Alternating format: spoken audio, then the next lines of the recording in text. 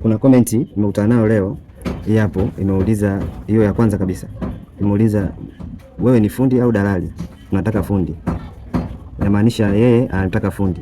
Sasa ili swali nataka nijibu wote kwa pamoja ili tuweze kuelewa. Mimi ni fundi ambaye nachukua kazi jumla na rejareja.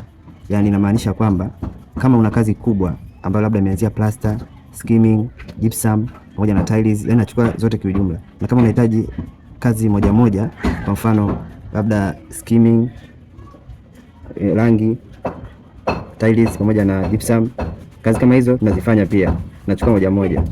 Na kama unahitaji nyumba yako au unahitaji kazi ambayo ulionipa nifanye kwa mikono yangu, hata kama kazi ni kubwa, mimi nitaifanya, lakini kumbuka kazi yako itachelewa zaidi.